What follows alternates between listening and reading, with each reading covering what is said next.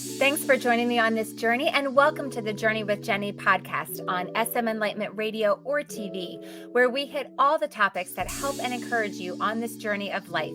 Everything from health to mindset to business to finances. Anything that helps you and makes your life better, we cover it all.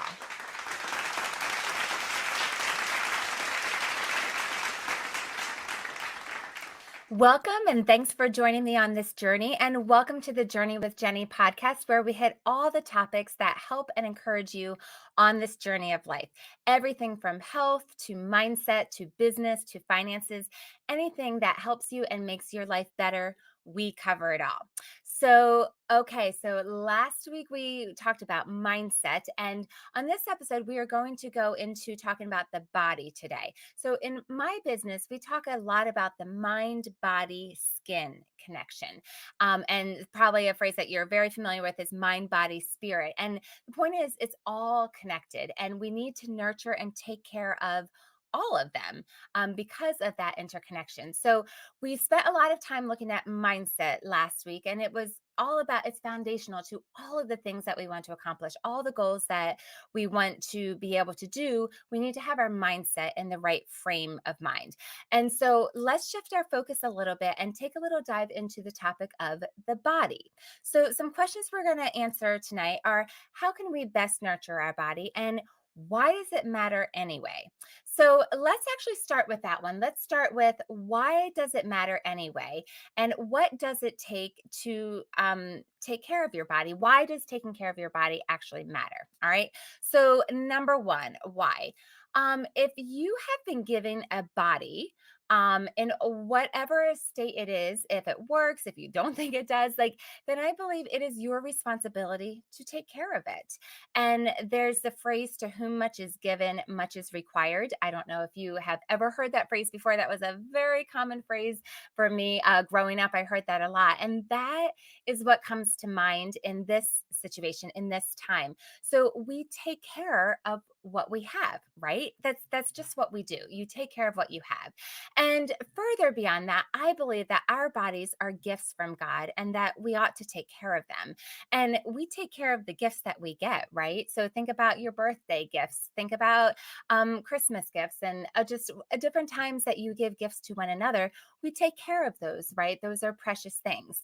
Think about other bigger gifts that you have, like your house or your car, right? So you do upkeep on them, don't you? For your house, you keep it clean and you tidy it up and you fix the siding and the roof, right? And the same thing goes for your car. You get the oil change, you change the tires, you do all the preventative work, right? And in the hopes that you don't have to do those big things like the brakes and the timing belt and things like that, or at least push that off and keep up that maintenance, right? So the same thing goes for our bodies. We want to do the maintenance, if you will, for them and keep them up and running and working well because we have this gift. So that's the first reason, is just really thinking about, like, why does it matter? Well, because we have been given this, so let's take care of it. The second reason, so speaking of that, you need your body in good working order to accomplish the things that are on your list. Remember the things that we talked about. If you missed the mindset episode, and I've already referenced that, we have goals, we have those things that we want, and our body is our vessel to carry us through to do those things. So I think that's a pretty obvious thing, but you need to have your body in working order to be able to accomplish those things. Now, and I know what some of you are saying, and I'm well aware of people accomplishing great things with very few body parts working. I think of Joni Eareckson Tada. If you don't know who she is, then just look her up. So I am well aware of people that have very limited capacity but can do absolutely amazing things. But again, if you have a body, then it stands to reason to use it, right? To take care of it. If you have a brain, keep it sharp. feed it brain food, keep it working well, and to keep the cobwebs out. If you're an athlete and you enjoy playing a sport, then you want to continue working out and eating the best foods that you can to fuel your body so you can play the best, so you can win the game, so you can be the best teammate that you can be, right? Those are things that just stand to reason, that just make a lot of sense. So if you have those goals set up, then you want to keep your body working well so you can actually have the energy and the ability to accomplish them. And your body is that vehicle that's going to help you accomplish those goals that you have. And this is why I love the business that I'm in so much, because I help people improve their health so that they can accomplish those things that they desire to do the things that are on their bucket list so that they can live their life to the fullest, whatever that might look like for them. And it's going to look very different for all of us. All of us are different. All of us have our own unique talents and gifts and abilities and have our own goals. So living life to the fullest is going to look different for each one of us. But it's so important to be able to have that upkeep on your body in order to be able to accomplish those things. So the third reason of why does this matter anyway is that it reduces your chances of getting sick with various illnesses and diseases. And that is true. The more that you take care of yourself and do preventative things, the better chance you have of staying well. And if you don't believe me, just check out insurance rates, right? So, does it mean it's a surefire, like, you're not going to get anything? No, of course it doesn't mean that. But again, it's better chances of being able to stay healthy and well. So the next reason number 4 is you just feel better. you know, when you take care of yourself, you feel good, right? And it's nice to feel good, isn't it? And man, I can tell you the difference. And I know when it feels good, it just feels good to feel good. And the truth is that it's my personal opinion that the majority of Americans really don't know what it feels like to feel good and to feel well and to feel healthy because we are so used to being sick and we don't even know it. And I struggled with that. I struggled with digestive issues my whole life. Like that's all I ever knew. But when I got well and I started healing my gut and started feeling better and like, wow, the difference was unbelievable. It was remarkable. I had no idea that you could feel that great. I mean, much less that you were supposed to feel that great, that's how you were supposed to feel. And that's what I want for you. I want you to know how great it feels to feel great. And that is just so, so important. And then the fifth reason I have for you is because it increases muscle strength and bone density. It actually improves your body to be able to take care of it and to have movement and to do the things that you need to do in order to keep your body well and healthy. And just helping those basic structural parts of your body, your muscles and your bones. Those are pretty important things to take care of to maintain your body. And I want to share this. The NIH, the National Institute of Health, says this, and I quote, like muscle, bone is living tissue that responds to exercise by becoming stronger. Young women and men who exercise regularly generally achieve greater peak bone mass, which is maximum bone density and strength, than those who do not. For most people, bone mass peaks during the third decade of life. After that time, we can begin to lose bone. Women and men older than age 20 can help prevent bone loss with regular exercise. Exercising can also help us maintain muscle strength, coordination, and balance, which in turn helps to prevent falls and related fractures. This is especially important for older adults and people who have been diagnosed with osteoporosis. End quote. So I wanted to share that because again, it's that preventative nature, it's that strengthening of our body. This is why it matters. This is why it matters to take good care of our body. And so I think that that answers that question, like, why does it matter? Well, yes, it does matter. It matters a whole lot. So let's move on to then how can we best nurture our body and actually take care of it. We kind of segued a little bit with that, with talking about what the NIH said, and ways of exercise. So this is a broad category. So I'm going to break it down into three different areas. Okay. So the first one is movement. The second one is what we put on our body. And the third one is what we put in our body. So let's start with movement. Okay. So it's so important to move your body.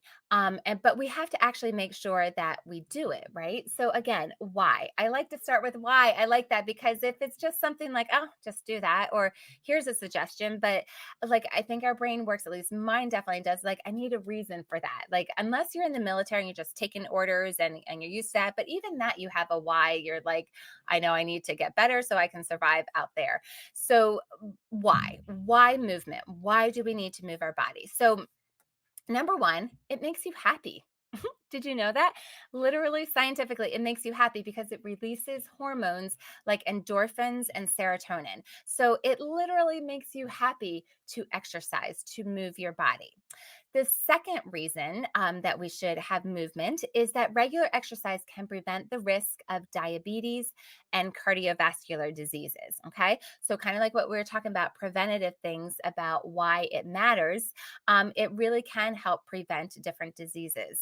Third one is it enhances the power of the brain. Who doesn't want a more powerful brain, a brain without the cobwebs in it? So that, if that isn't a motivating reason enough to actually do movement, I'm not quite sure what is, but I will keep going. There are more reasons. So the fourth one is that it gives increased muscle mass, which burns more calories. So that's really great. And number five is it helps your bones, which helps with osteoporosis. And I already shared some information about that. So how movement can help strengthen our bones. And then the sixth one is it helps with your digestive system and with circulation. It gets things moving in your body, which is so important for our body to function really well. So those are all some good reasons as to why we should be moving our bodies. Okay. So, and if you have any more to add to that as to why or how you feel when you are actually exercising and getting movement in your body, go ahead and join my Facebook group, which is Journey with Jennie to Healthy Living, over on Facebook, and let us know. Let us know the types of things that you're doing and what is beneficial to you. So let's go into now, like that's why movement. Now let's go into some of the how tos and what kinds of things should we be doing. So I want to share a little bit more about what the NIH says, and they share a little bit more about exercises to do. So, weight bearing and resistance exercises are the best for your bones. So, remember, we were talking a lot about the bones and how it strengthens bones. So, weight bearing exercises force you to work against gravity. They include walking, hiking, jogging, climbing stairs. I think most of us probably have stairs in our home, playing tennis, and dancing. Wow, how easy is that? Just turn on the music and have a dance party. So, resistance exercises such as lifting weights can also strengthen bones. Other exercises, such as swimming and bicycling, can help build and maintain strong muscles and have excellent cardiovascular benefits, but they are not the best way to exercise your bones. So, end quote. So, that goes to, again, talking about the muscles and the bones. So, weight bearing exercises we want to do to strengthen our bones. And then there's other exercises that have cardiovascular benefits and are great for our muscles as well. All right. So, the great thing about this is you're like, okay, Jennie, but I don't have a gym membership and I don't feel like going to get a gym membership, or I don't really have a big place to be able to do these exercises. All right. So the beautiful thing is that you don't need a lot of space or a lot of tools to be able to do anything. So you just need to have the mindset. So if you miss mindset, go back to that, have your reason why, and just get started. So, what I want to do is I'm going to share a variety of exercises. I'm going to give a list of a variety of exercises that you can do that doesn't take up, you don't have to buy anything for it, and it doesn't take up hardly any space. All right. So, number one is an air bike. So, an air bike is like riding a bike, only in the air. So you sit down on the ground and put your feet up in the air and act like you're pedaling a bike, or lay back on your back. So that's an air bike. So great cardiovascular workout. So the second one is crunches. So again, in that position, laying down on the ground, putting your feet down the ground, your knees up, and then moving up, trying to sit up and coming, bring your head up to towards your knees. So working on your abs. So those are crunches. The third one is squats. So squats, you stand with your feet shoulder width apart, and then just bend your knees and act like you're sitting down on a chair. This is great to do right next in front of a chair. Act like you're sitting down in the chair, but don't actually sit down, and then stand back up. So those are squats. Then number 4 are lunges. So lunges are kind of similar to squats, only your feet aren't parallel to each other. They're staggered. One foot is in front of the other, and you bend your knees and you go down and then back up. And so those are lunges.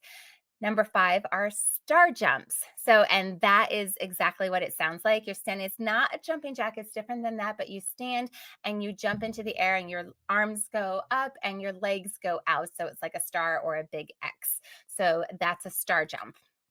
Number 6 are planks. So, and if you are, I mentioned that my Facebook group, but if you are in my Facebook group, you know I love planks. This is usually a part of a challenge that we give, and planks are great. You're down in the push-up position, and you have your forearms down on the ground, and your toes are supporting you, and you hold that position like a plank. You look like a plank, and then you stay in that position for whatever length of time. Maybe you can only do 5 seconds, and then you work up to 10 seconds, and then maybe up to 30 seconds, maybe up to 7 minutes, 8 minutes, 10 minutes, however long you want to do. But the point is that you're doing it and you're improving. Number 7, push-ups. I think we're probably all familiar with push-ups, but you're down on the ground and have your hands on the ground and your toes on the ground, and then you are trying to get your face down to the ground and back up, and it's a lot of upper body strength workout. Number 8 are burpees, and I love this one because these are formerly known as squat thrusts. I thought this was funny. So for those of you in a little bit older category like mine, that when I saw it, like it said squat thrust, and I was like, oh, that's what I used to call them. Now they're called burpees. I'm sure many of you are familiar with that, but you start standing, you jump up, and then go down in a push-up position, jump out your feet out, do a push up, bring your feet back in, and then jump up. And you do that several times, however many times you want to in a row. So that's a burpee. Number 9 is a mountain climber. Go back down with your hands on the ground and your feet back like in a push-up position. And then you bend your knees and you act like you're kind of running or climbing up a mountain with your hands staying on the ground. We did those all the time in like basketball and stuff. I remember doing a ton of those. And number 10, tricep dips.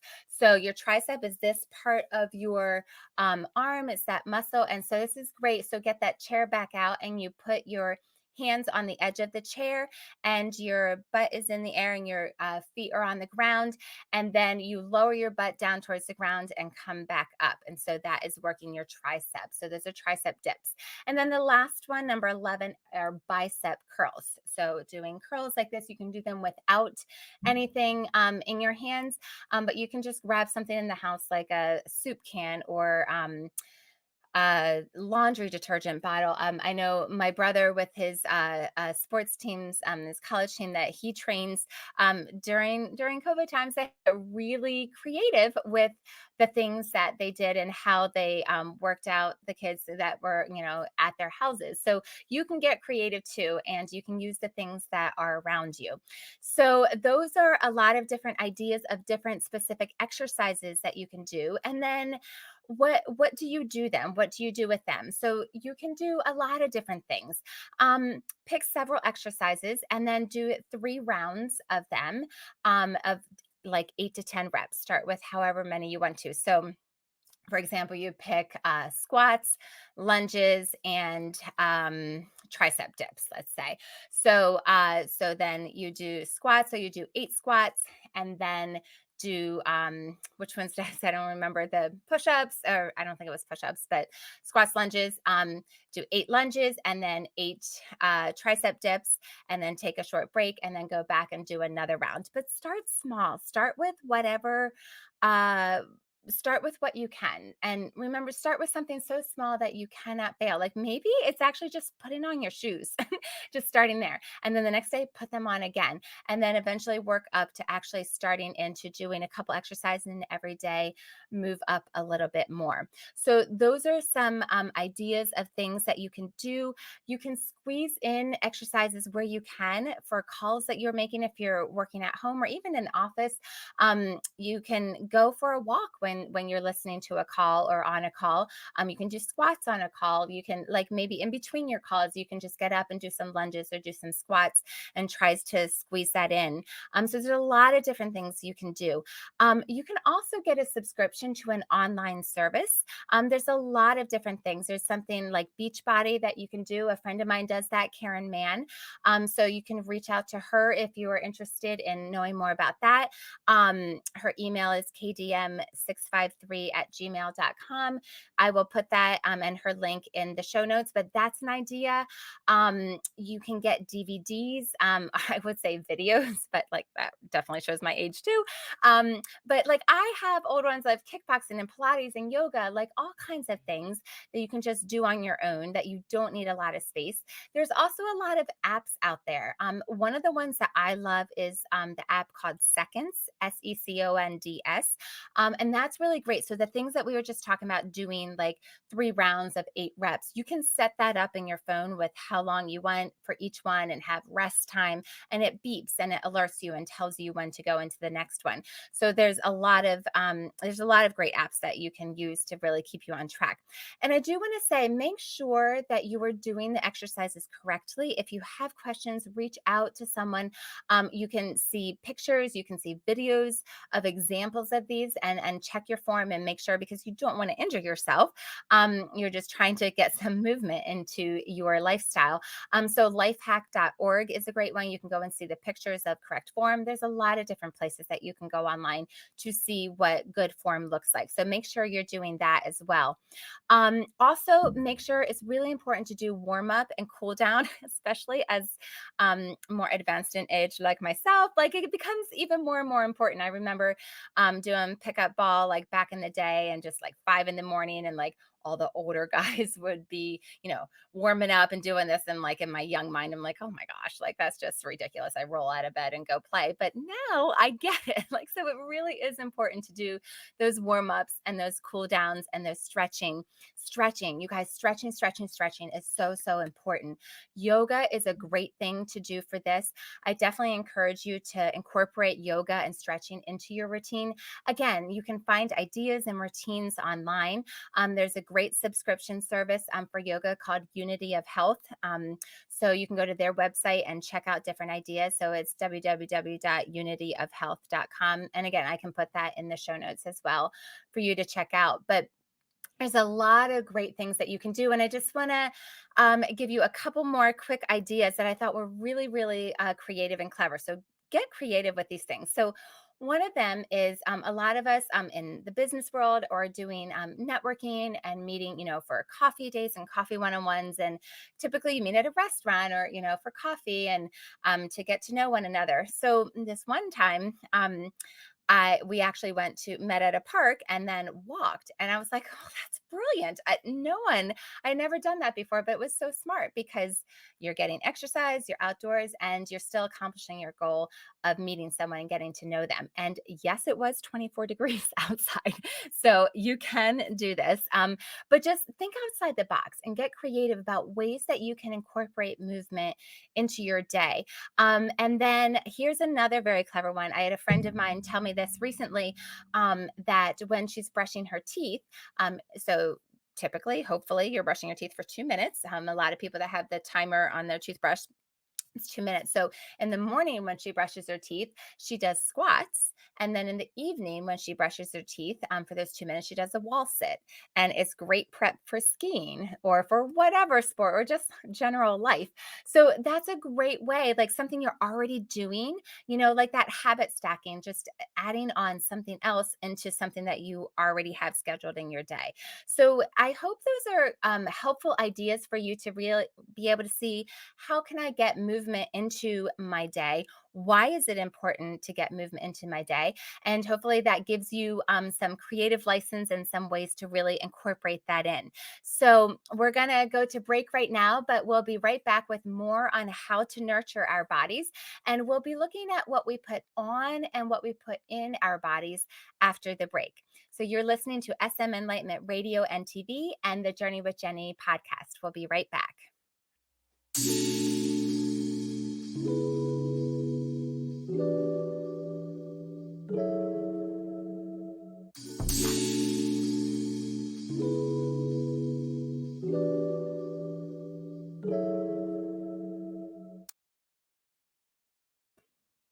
Welcome back, and thanks for joining us on SM Enlightenment Radio or TV or the Journey with Jennie podcast.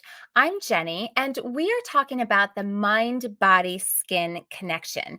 And we are focusing on the body. So we just discussed movement and the importance of that. And now we are going to dive into what we put on our body and what we put in our bodies. So let's start with what we put on our body. All right. So this is such a broad, huge category, but it is such a critical one because it was life changing to me when I learned about these things. And I don't feel like it's something that just everyone just generally knows. It's one of those things where you have to like have that moment where like, oh, I just never really thought about that before. So for example, did you know that your health can be greatly affected by the lotion that you put on your hands, or by the shampoo that you use, or by the makeup that you put on your face, or by the sunscreen that you put on your body or on your baby's body? Yep, it sure can be affected. And if these are things that you never really stopped and thought about before, then I really encourage you to think about it and join me on this journey to really kind of go in and think about this. So thinking about what we are putting on our skin, your skin is the largest organ of your body. And our skin's job, obviously, it holds us together, right? A very important thing to do. But it actually does more than that. Its job is also to be able to pull in nutrients that our body needs. And it also releases toxins that we want to get out of our body. And so it's a really important process that our skin does. And our skin needs to be able to breathe to be able to do this. And so that means if it's pulling in nutrients, well, what is it pulling that in from? Well, whatever you put on your skin, all those things I just talked about will go on your skin and get absorbed into your body and then get absorbed into your bloodstream. And where does our bloodstream go? Well, it goes to all of our major organs, and it does it in a very quick amount of time, something like 26 seconds that it's doing that. So do you know what you are sending to your major organs? Do you know what ingredients are in your personal care products? Have you ever thought about that before? Have you ever thought about that connection of whatever is in this product is actually ending up inside me, and how is it affecting me? So if you hadn't really thought about that before, then I encourage you to start thinking about it, start processing it. And so I want to help you with that processing. So here's a few guidelines to be able to use to decide whether or not you put that lotion on your body or that makeup or that body care product on your skin. Okay. So, number one, first, you need to know what the bad guys are. Okay. You need to know what the no nos are, right? So, did you know that there are endocrine disruptors in personal care products and makeup? Yeah. There's a lot of bad things that can do a lot of damage. to so many different aspects of your health, to so many parts of your body. And it goes beyond what we are going to go into today. I'm just trying to give you a basic overview of a variety of things. So, my plan isn't necessarily to go into great depth about all these things, but just give you enough to really kind of start processing and thinking about this concept. Okay. So, with that, I want to share the top 4 things that you want to be sure to avoid in your personal care products. Okay. So, they are number 1, petrolatum, number 2, phthalates, number 3, parabens, and number 4, triclosan. Okay, so I want to go back and just talk a little bit about each one. Petrolatum. So petrolatum is it's a derivative of oil, and so obviously oil is a toxin, not really something you want in your system, in your body. But not only that, also oil is occlusive. Okay, so what do I mean by that? So remember, we were just talking about our skin being the largest organ of our body, and not only does it hold us together, but its job is to breathe, and its job is to release those toxins and pull in those nutrients. And so the thing is, when you put a lotion on your skin that has petrolatum in it, it's like wrapping your body in cellophane. It puts a barrier there. And so that barrier is not allowing nutrients to come in, it's stopping them. And it's also stopping the toxins from getting out. So they come up, they hit that barrier, they go back in, and they stay and circulate in your body. So you're not able to release those toxins. So it's causing harm to your health in that way. And petrolatum mineral oil is a very, very, very, very, very, very, very, very, very common ingredient in tons of personal care products. And if you don't believe me, go to your bathroom drawers and pull out the products that you have and look for petrolatum, look for mineral oil, and see how many of your products have that in it. So because it's very common, because it's cheap, and so it's just one of the things that's in there. But once you know what it's actually doing, you might not want to have that in your products that you're using. Then there's phthalates, parabens, triclosan. So I mentioned the endocrine disruptors. These can cause major disruption to your endocrine system. And so any part of that word, when you see it on the ingredient list, you don't want it. So like it could be like methylparaben, it could be like wherever phthalate or paraben or triclosan is in the word, any combination of it, you don't want it in your system. Okay. So those are just some of those that kind of ingredient that we don't want. There's so many more, but we're just going to focus on those 4. And then there's all the animal products that are just too often included in our personal care products. So we're talking about rendering plants. And I don't mean plants like things that grow, I mean plants like a factory. And so they're in virtually every state. And if you're not familiar with them, if you're, we'll warn you, if you're eating right now, you probably don't want to listen right now, or just, pause it, come back later. But what a rendering plant is, if you're not familiar, is a factory where there's this huge, huge vat. And into this vat goes lard and frying oil from restaurants, euthanized animals still with the collars on, roadkill, old rancid grocery store meat still on the packaging. You get the idea. Like all this stuff goes into this vat, and it's boiled up. A film boils up to the top, is rendered to the top. And that film is sold to cosmetic companies all around the world. So it's a very, very common thing. And that's what tallow is. And so tallow is animal product. So that's tallow. And then we're also talking about guanine, which is bat poop. And then there's lanolin, which is the greasy excretion from animals like sheep. And then there's ambergris. I'm not even sure if that's how you pronounce it, but ambergris, I don't know.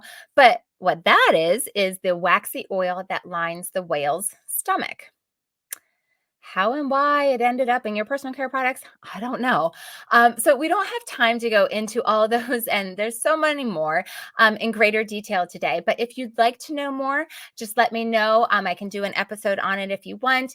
Just reach out to me at my Instagram. I'm at Jenny Hardy, and send me a message and just let me know. We can definitely do that if you're interested. But just suffice to say that there's a lot of potential things in your products that you probably don't want in there that you just haven't been aware of before. Okay. So, number two thing of guidelines to help you decide whether you want to use that product or not. So, now that you know some of the main things to avoid, then choose better products. Okay. So pay attention to the ingredient labels. It makes a huge difference. So I'll give you a hint to get you started. So if the company says vegan, or if the product says vegan, or if it says no animal products or byproducts, then that's a great start because that means it's very different than a majority of the products that are already on the market. So remember those rendering plants I was just talking about? Then, because that's industry standard, it's cheap, it's what people are doing. So you are going to not, you at least won't have all the animal products and byproducts in your personal care products that you're using if it says vegan or no animal products or byproducts. So that's a great start. Also, pay attention to the amount of preservatives that a product contains. Okay. So, sadly, most of the products that are sitting on a shelf are filled with 25 to 50%, up to half of the product is preservatives. And it has to be because they don't know how long that product is going to be sitting on that shelf before you, the buyer, the consumer, comes and grabs it to buy it. And so they need it to be prepared to sit there for, I don't know, 2 years, 5 years, 10 years, however long they think it might take. And they don't want it to go bad. But then you have all this preservatives and all those chemicals in your products that, again, we know where it ends up. So buying your products from companies that send it to you in the mail is a better option because those products are created and then sent to you and they're intended to be used, and you use it up and then you order more. And so they're not designed to sit on a shelf for years. So they're not going to have that high preservatives in them. Okay. And then so find a company or several companies that you vet and that you trust and use their products. And once you know the standards of the company, then it makes a big difference because those standards are applied across the board to all of their products. So if you need help with this, feel free to reach out. Feel free to join my Facebook group, Journey with Jenny to Healthy Living, where we discuss these things a whole lot. A company that I love and trust is Arbonne. And in fact, I even represent them and their products. And here's a few reasons why. So, number one, they have the highest standards of any company that I have personally come across. And they not only follow European standards, and I don't know if you're familiar, but Europe has much higher standards when it comes to the ingredients that you're allowed to put in personal care products to be used in them. So Arbonne meets those standards, but then goes beyond that. So Arbonne bans 2,000 ingredients. So we just talked about four plus a couple animal products. We talked about maybe 10 of them. There's like so many more that you don't want in your product. So Arbonne has already banned 2,000 of them that are not in any of their products.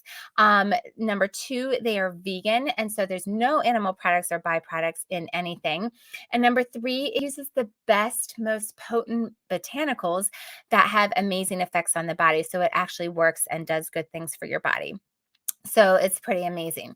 So the third thing to consider when you're looking at something and wanting to use it as a product, let's talk about what's good for your body. So what do you want in your product? So admittedly, it's far more important to know what's not in your products, but you do want to think about what's actually in them. Okay. So we want things that nurture our bodies, and plants are bioidentical. And so they're great for nourishing, for replenishing, and even healing our bodies. So let's talk about a few natural ingredients that I'll give you some different botanicals. There's green tea extract, coconut oil, avocado, jojoba oil, aloe vera, shea butter, tea tree oil, turmeric, algae extract, frankincense. I could go on and on and on. So that just gives you a little list, a couple ideas of different ingredients that we do want in our products. So I hope that is helpful to have an idea of it matters what you're putting on your skin because it does affect your overall health. And then gave you some guidelines to help you decide on better products, better choices to use for your skin, what you put on your body. So now let's switch to the third one. So we talked about movement, we talked about what to put on our body, and now let's go to number 3, what we put in our body. Let's talk about the foods that we're eating, okay? There's so many things that we can talk about here. And if you caught any of the episodes of the Two Healthy Chicks, you've heard a lot of this. But I want to focus today on simply asking yourself 3 questions. Super simple, okay? We're simplifying things down. So when you go to eat something, ask yourself these 3 questions about the food, okay? So number 1, sorry, I keep hitting this. So is it alkaline forming? Okay? So what does that mean? All right, so our body pH is affected by many different things. So our pH level can range from 0 to 14, with 0 being the most acidic and 14 being the most basic or the most alkaline. Okay, so our pH level should be about a 7.4. So the truth is, though, our body fluctuates in that number for a variety of different reasons. Different body parts need to be at a different level. But the overall overarching number that is most ideal for our health is 7.4. Now, like I said, there's a lot of different factors that affect that. But what I want to talk about is about the foods that we're eating and how that affects our overall number. Okay. And I did want to just also mention about the acidic and alkaline. Disease lives and thrives in an acidic state. Okay. And disease cannot live in an alkaline state. And the lungs and the kidneys play a role in our pH balance. And so they are detoxifying organs. So our food has a lot to do with this.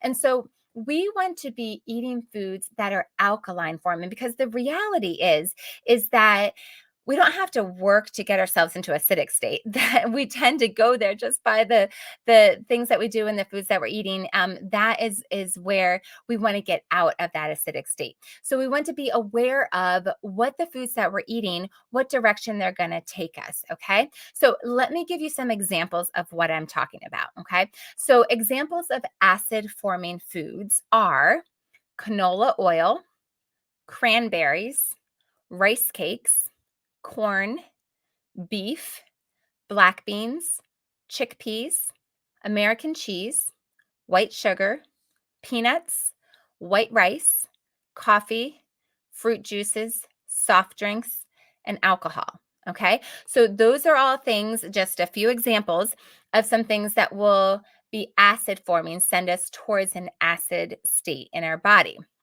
Now, a few examples of alkaline forming foods. So when you eat these foods, it's going to send you to the basic, to the alkaline side. There's garlic, asparagus, broccoli, Brussels sprouts, apples, tomatoes, squashes, all the squashes, carrots, cucumbers, lemons, limes, apple cider vinegar. Okay, so those are examples of alkaline forming foods. And the point is to be aware of this and to have a balance of them. It doesn't mean just totally separate and only eat one thing or the other. We want the balance. So just be aware of what state is going to likely send your body as you're eating those things and have a balance of those. Okay. So that's question number 1 is it alkaline forming? All right. Second question to ask yourself when you're going to eat that food is it inflammatory or anti-inflammatory? Okay. So at the root of most diseases in our body is inflammation. All right. So, and it's important to lower our inflammation as much as possible. So again, it lowers the chances of the having a body that is ripe for disease to grow. So we want to lower those chances. So we want to lower our inflammation. Okay. And so it's interesting. I love grammar. And so I don't know if you're familiar with, but itis, when the suffix itis is added to a word, it means inflammation of. So it means inflammation of whatever body part. So for example, bronchitis is inflammation of the bronchioles. Sinusitis, inflammation of the sinuses. Arthritis, inflammation of the joints. So anytime you see itis on there, you're talking about inflammation, okay? So what causes inflammation? A lot of different things, but there are foods that are inflammatory foods that will cause and lead and feed into inflammation. So what are examples of inflammatory foods? Well, here's a few. There's fried foods, omega-6 oils, which is vegetable oil, meat that is grain fed. Now, this was a really interesting one to me because meat that is grain fed is different than meat that is grass fed. Animals are supposed to be eating grass, but too often so much of our meat supply is fed grains, and so when they are fed grains, then they have a lot of sicknesses and they're given a lot of antibiotics, and then those antibiotics get into the animal, and then that gets into the food that we eat, and then it affects our bodies, um, giving us an inflammatory response. So that is why meat that is grain fed is inflammatory. So then there's also sugar, alcohol, dairy, processed meats. So we're talking about bacon, sausage, ham in that category. Trans fats, which is partially hydrogenated oil, additives, iodized salt, peanuts because of the mold that grows with peanuts, aspartame, cetin, and agave, and that those highly affect vegans. Those are common things that vegans will eat, and packed juices. So those are all examples of inflammatory foods. Okay. And then I want to give you some examples of anti-inflammatory foods. All right. Some examples are walnuts, almonds, pistachios, garlic, turmeric, ginger, cinnamon, chia.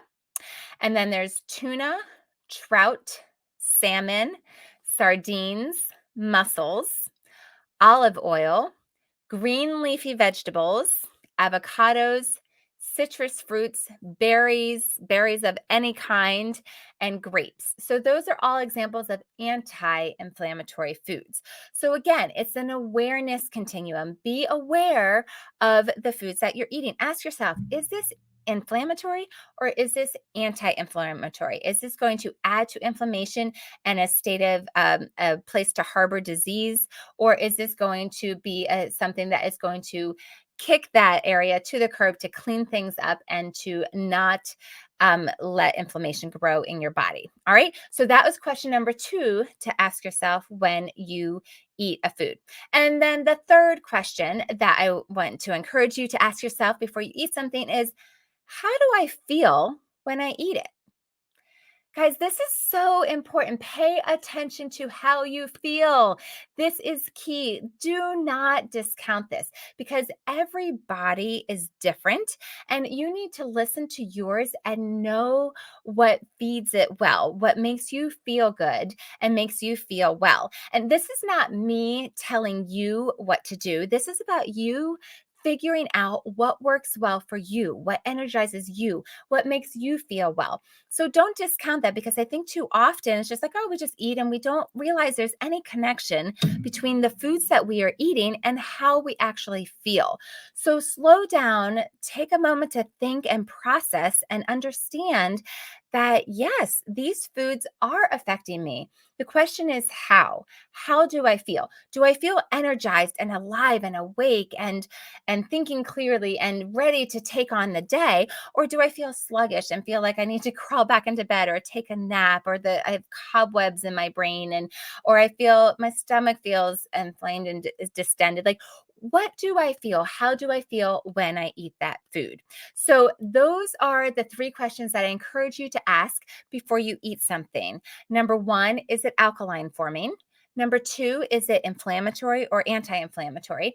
And number 3, how do I feel when I eat it. So I hope those are things that are helpful to you to be able to think about your body, keeping movement. I encourage you to keep movement going, exercise, really think about what you're putting on your skin, and really think about what you're putting in your body to really add up to that healthy body that allows you to do the things that you want to do and accomplish the things that you want to do. So I encourage you to give me your feedback, give me your suggestions, join our community on Facebook at Journey with Jennie to Healthy Living. And that's a wrap. Thanks so much for joining me on SM Enlightenment Radio or TV, or joining us on the Journey with Jennie podcast. If you enjoyed this episode, please download my podcast and leave us a 5-star review. It really does help, and I would be so grateful. I'm Jennie. Have a great one. That's a wrap. Thanks so much for joining me on SM Enlightenment Radio or TV, or joining us on the Journey with Jennie podcast. If you enjoyed this episode, please download my podcast and leave a 5-star rating and review. It really does help, and I would be so grateful. I'm Jennie. Have a good one.